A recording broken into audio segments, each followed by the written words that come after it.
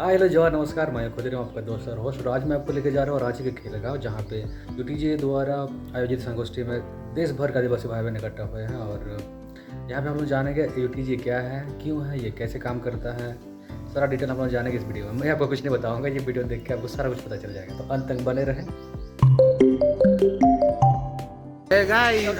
मैं Neeraj Kumar Tegra. I am from Chhattisgarh district Korea जिला बैकुंठपुर। जोहर साथियों, मेरा नाम विकास उराव है और मैं बंगाल राज्य से आया हूँ। मेरा नाम है सपन सरदार, वेस्ट बंगाल सुंदरबन से आ रहे हो। सुंदरबन। मैं झवड़ी टप्पू बलरामपुर जिला छत्तीसगढ़ से आया हूँ। आप भी छत्तीसगढ़ हैं? मेरा नाम सुखदेव बघेल, मैं जिला बलरामपुर छत्तीसगढ़। हाय, मेरा नाम पलस मुंडा, मैं बंगाल से सुंदरबन से आया हूँ। और आप हमको जानते हैं, मेरा नाम है खुदीराम हंसदा और हम हैं झारखंड से। सेवा जोहार सभी को। सेवा जोहार, सेवा जोहार, सेवा जोहार। मेरा भी सेवा जोहर। मैडम आप सब कहाँ से हैं? मैं हूँ यूपी से, उत्तर प्रदेश, जलीलपुर चंदौली जिला से, वाराणसी। सब यूपी ना? नहीं, हम मध्य प्रदेश मध्य से, प्रदेश। भोपाल। अच्छा, आप मैडम? मैं मध्य प्रदेश से हूँ, भोपाल से। भोपाल से। आप मैडम? ओके, आप मैडम? भोपाल से, भोपाल से, मैं छिंदवाड़ा से सर। दक्षिण वाड़ा। और मैं होशंगाबाद से। कहाँ से? मुझे छोड़ दिया आप। नहीं नहीं छोड़ेंगे। जिला नर्मदापुरम इटारसी। अच्छा, और आप सर? भोपाल। मैं बालाघाट बालाघाट। मध्य प्रदेश। और हम भी आ जाएंगे, मेरा वीडियो में तो हम इसी रहेंगे। हाँ, मैं झारखंड से। जितना भी इस चैनल के माध्यम से आप लोग को देख रहे हैं, मैं आज यहाँ रांची के काना भगत इंदौर स्टेडियम में मौजूद हूँ, जहाँ यहाँ पर हमारे आदिवासियों की आर्थिक स्थिति को कैसे मजबूत किया जाए, इस विषय पर यहाँ पर चर्चा की जा रही है। और इसमें यह चीज़ हम बताना चाहते हैं कि यहाँ पर एक कंपनी है जो आर्थिक गण व्यवस्था, जिसको यूटीजी के नाम से जाना जाता है, ये हमारे ट्राइबल के लिए किस प्रकार से आर्थिक स्थिति को मजबूत किया जाए, इस विषय पर काफ़ी सारे अपना प्रोजेक्ट प्लान बनाए हैं। और आप कहाँ के हैं? हम धनबाद से हैं। ठीक है, मेरा नाम सुखलाल हेम्ब्रम है, धनबाद जिला से बिलोंग करता हूँ। बहुत सी चीजें आप लोगों ने सुना होगा, व्यापार सुना होगा, उद्योग सुना होगा, लेकिन आर्थिक गण व्यवस्था शब्द ही ऐसा है जिसको सुनने मात्र से लगता है यार ये क्या चीज है। और इसी जिज्ञासा में शायद बहुत से लोग जो है ना यहाँ तक आने के लिए मजबूर हुए होंगे। सही बात है ना? है ना? कितने लोग आर्थिक गण व्यवस्था शब्द की कौतूहल। तो साथियों, हमारा ये जो देश है ना, भारत देश, ये भारत देश दरअसल बात जो है आदिवासियों का राष्ट्र है। सिर्फ हम प्राकृतिक रूप से या आनुवांशिक रूप से ही इस देश के मालिक नहीं है, बल्कि संवैधानिक रूप से भी हम इस देश के मालिक हैं। भारत में गणतंत्र व्यवस्था है कि नहीं है? 26 जनवरी को आप कौन से दिवस मनाते हैं? गणतंत्र दिवस मनाते हैं। और गणतंत्र शब्द को लेकर के जब हम भारत में गणराज्य या गणतंत्र की जब बात करते हैं, तो उसमें गणतंत्र जो शब्द है वो दो शब्दों से मिलकर बना है, गणतंत्र। तो उसमें जो तंत्र शब्द है उसका मतलब क्या होता है? व्यवस्था या सिस्टम, है ना? तंत्र मतलब व्यवस्था या सिस्टम। लेकिन उसके पहले जो गण शब्द है, वो गण शब्द कहां से आया? वो गण शब्द जो है इसी गंड शब्द से विकसित हुआ है। कौन सा शब्द से विकसित हुआ है? गंड शब्द से। और गंड किसको बोलते हैं? कबीला को। एक जैसे समूह में रहने वाले लोगों के समूह, जिनकी संस्कृति, जिनकी व्यवस्था, जिनके नीति नियम होते हैं, जिसके मुखिया होते हैं, जिसके अलग से पूजा पद्धति होती है, भाषा होती है, संस्कृति होती है, इस टाइप से जो समूह में निवास करने वाले लोग हैं, उनको कबीला कहते हैं, ट्राइब कहते हैं अंग्रेजी में, लेकिन इसी को गण समूह कहते हैं। भील गण समूह, संथाल गण समूह, उराव गण समूह, नाग गण समूह, आदिवासी जितने भी हैं अपने अपने कबीला चिन्ह से पहचाने जाते हैं। सही बात है ना? अपने अपने कबीला चिन्ह से पहचाने जाते हैं, टोटम चिन्ह से पहचाने जाते हैं, और यही भारत की पहचान है। हम सभी ट्राइबलों की अपनी अपनी कबीला चिन्ह है, गण समूह का चिन्ह है, जिसको हम टोटम कहते हैं। ठीक है, तो गण समूह में निवास करने वाले लोगों की व्यवस्था को कौन सी व्यवस्था कहते हैं? गण व्यवस्था कहते हैं। समझ में आ रहा है ना? हमारी जो रूढ़ी प्रथा जो है, रूढ़ी व्यवस्था क्या है? हमारी वास्तव में गण्य व्यवस्था है। तो इसी गण्य व्यवस्था जब विकसित हुआ तो गणतंत्र बना। और कब बना? जब भारत में उपनिवेशवाद शुरू हुआ, विश्व में औद्योगिक क्रांति की शुरुआत हुई। औद्योगिक क्रांति के समय में क्या हुआ? विश्व भर के जो बड़े बड़े शक्तिशाली देश थे, एक दूसरे देश में उपनिवेश करने के चक्कर में आधी दुनिया पर कब्जा करके अलग अलग देशों पर राज करने लगे। अंग्रेज भी उसी उपनिवेश के कारण से भारत में राज किया। लेकिन उन शक्तिशाली देशों के बीच में इतना ज्यादा कंपटीशन था कि आपस में लड़ पड़े, जिसके परिणाम स्वरूप प्रथम विश्व युद्ध हुआ, है ना? प्रथम विश्व युद्ध का आग ठंडा नहीं हुआ तो फिर द्वितीय विश्व युद्ध शुरू हो गया। और द्वितीय विश्व युद्ध में एक बड़ा घटना हुआ। जापान के नागासाकी, हिरोशिमा में अमेरिका ने परमाणु बम गिराया। परमाणु बम इतना खतरनाक था कि पलक झपकते करोड़ों लोग मौत के कगार में चल दिए थे, पता भी नहीं चला। आज भी जहां पर परमाणु बम गिरा है, वहां का पानी, वहां का हवा कोई नहीं ले सकता रेडिएशन के चलते, वहां का भोजन कोई नहीं ले सकता। विश्व भर के विद्वानों ने सोचा कि परमाणु बम कितना खतरनाक है। दो गिरा तो पूरा धरती हिल गया। सोच के देखिए, यदि सभी देश एक दूसरे देश पर परमाणु बम गिराने लगेगा तो क्या मानव सभ्यता बचेगा? क्या धरती बचेगा? ये विश्व भर के विद्वानों में चिंता का विषय बन गया। और इसका समाधान निकालने के लिए उन्होंने राष्ट्रीय लेवल पर, अंतरराष्ट्रीय लेवल पर, वैश्विक लेवल पर एक संगठन बनाया। उस संगठन का नाम है संयुक्त राष्ट्र संघ। और संयुक्त राष्ट्र संघ बनाने के पीछे सिर्फ मकसद यह था कि दुनिया में शांति की स्थापना करना। लेकिन लोगों ने पूछा कि हमारे जमीन पर कब्जा करके तुम शांति की बात करोगे? कोई दूसरे की जमीन पर कब्जा करके शांति की बात कर सकता है क्या? शांति नहीं आ सकता ना। तो संयुक्त राष्ट्र संघ में ये बातें आई कि शांति की स्थापना तो तभी होगी साहब जब विदेशी दूसरे के मुल्क को छोड़ करके भागेंगे। मतलब आजादी का सिद्धांत वहां पर पारित हुआ। लेकिन आजादी का सिद्धांत तो समझ में आया लोगों को। लेकिन दूसरा सवाल यह हुआ कि विदेशी देश को छोड़कर तो भाग जाएंगे, लेकिन उसी देश के शक्तिशाली लोग आधी जमीन पर कब्जा करके अपना शासन चलाना शुरू कर देंगे। जैसे अंग्रेज यहां से रातों रात अगर भाग जाते, है ना, कल्पना करिए, तो यहाँ के जो जमींदार पूंजीपति लोग हैं, हमारी जमीन को कब्जा करके यहाँ पर शासन करने लगते ना, क्या हमको जमीन मिलता? नहीं मिलता ना।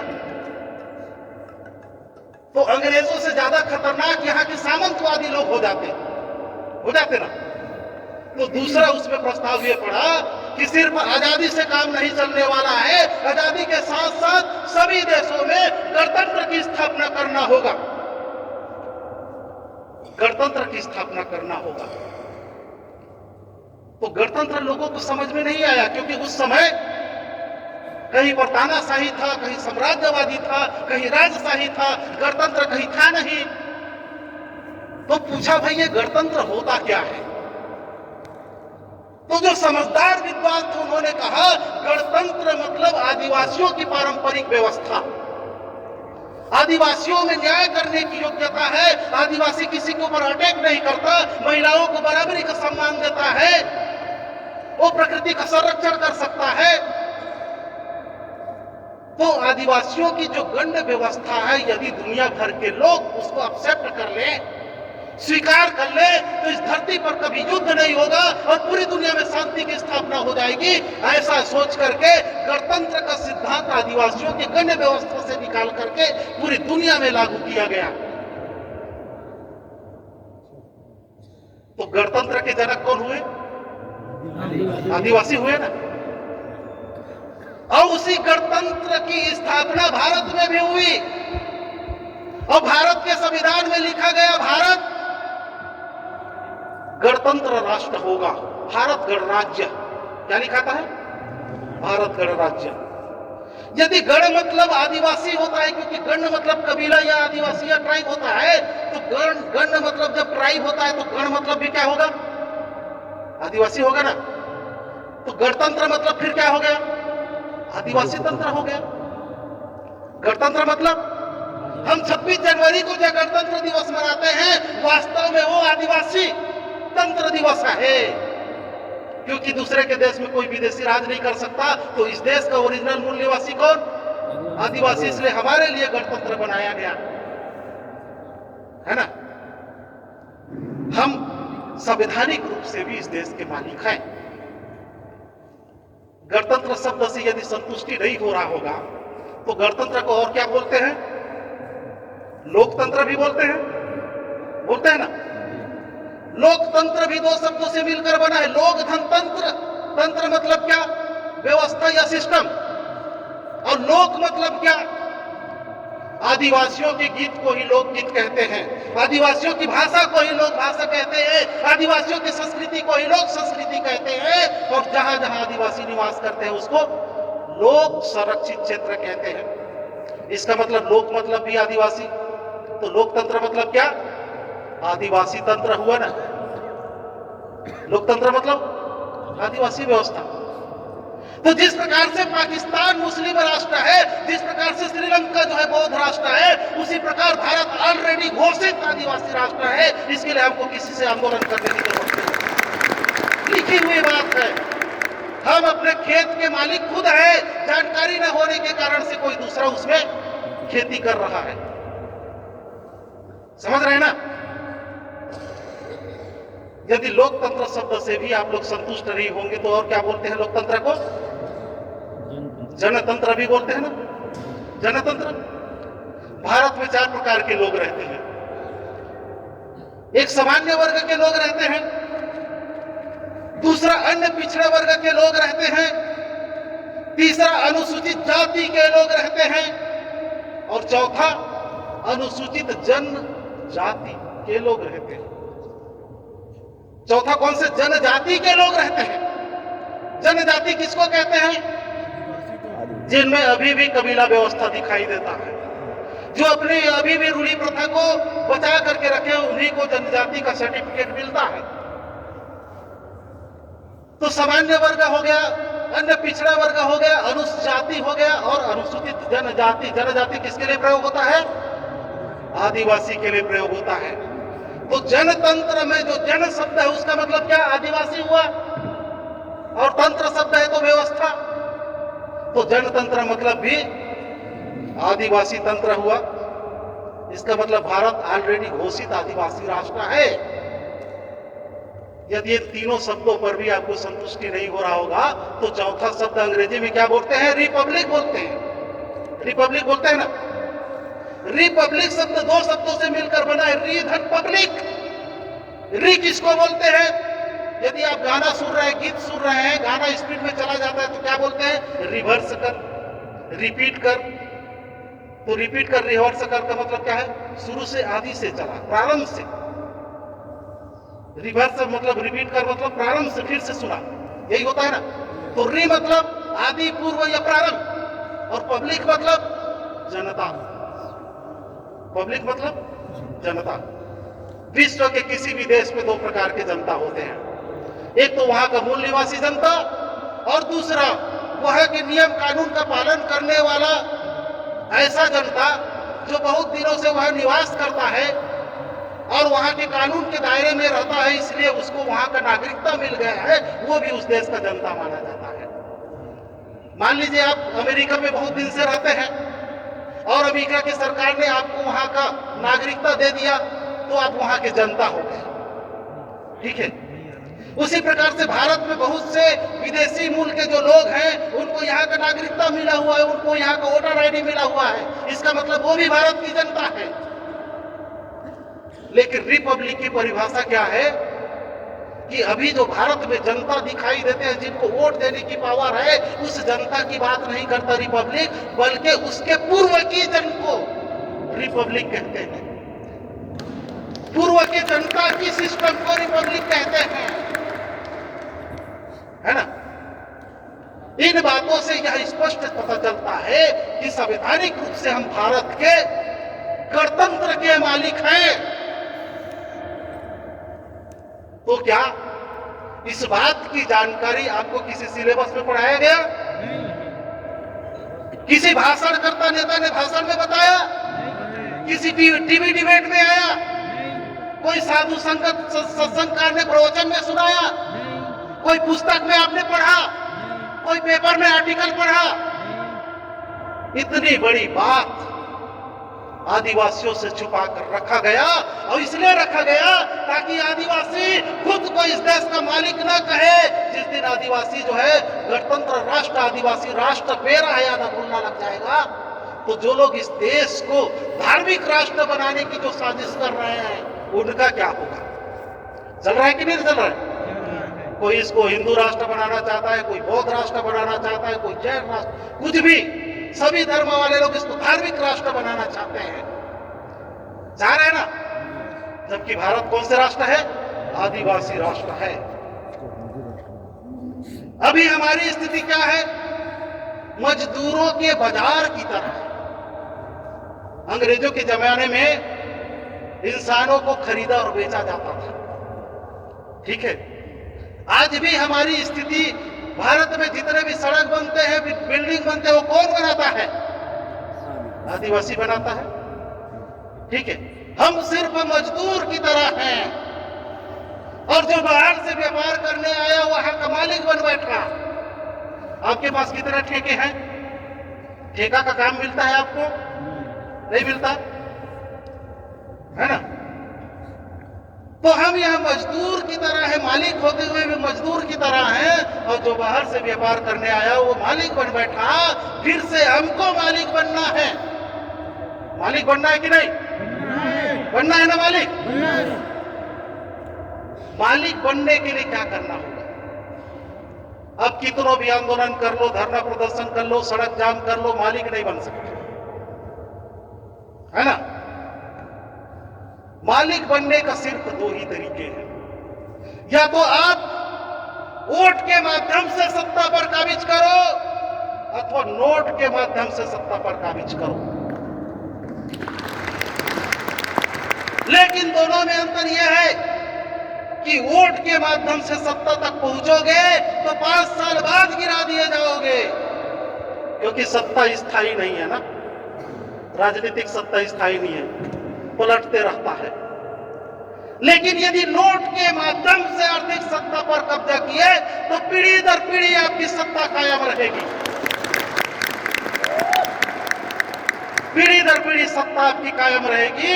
कायम ही नहीं रहेगी बल्कि सत्ता की ताकत बढ़ते चले जाएगी। इसलिए आर्थिक सत्ता सबसे पहली जरूरी है। राजनीतिक सत्ता तो आपके पीछे पीछे आएगी, आर्थिक सत्ता को मजबूत करने की जरूरत है। समझ रहे ना।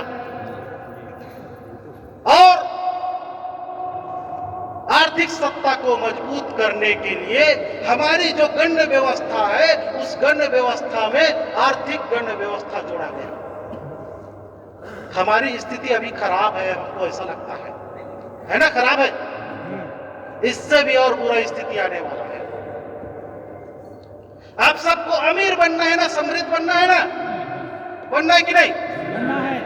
अमीर शब्द का प्रयोग ठीक रहेगा कि कौन से शब्द का प्रयोग ठीक रहेगा? बताइए थोड़ा। अमीर शब्द का है ना।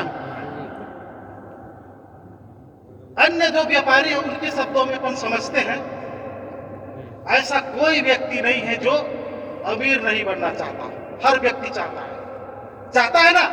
कितने लोग ऐसे हैं जो नहीं चाहते कि मेरे पास रुपया पैसा हो? हर कोई चाहता है, हाथ उठाइए।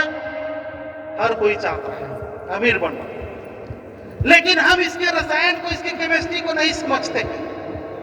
यूटीजे के बारे में और ज़्यादा जानने के लिए वेबसाइट पर विजिट करें। लिंक नीचे डिस्क्रिप्शन बॉक्स में दिया गया है।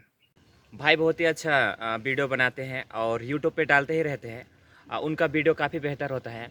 हम रिक्वेस्ट करेंगे आप सबों से कि उनका चैनल ज़रूर सब्सक्राइब कीजिए और उनका वीडियो ज़रूर देखा कीजिए, क्योंकि आपको बहुत कुछ सीखने के लिए मिलेगा। तब तक के लिए आप सबों को जोहार, जय हिंद, जय Bhim. Thank you, thank you, thank you, thank you.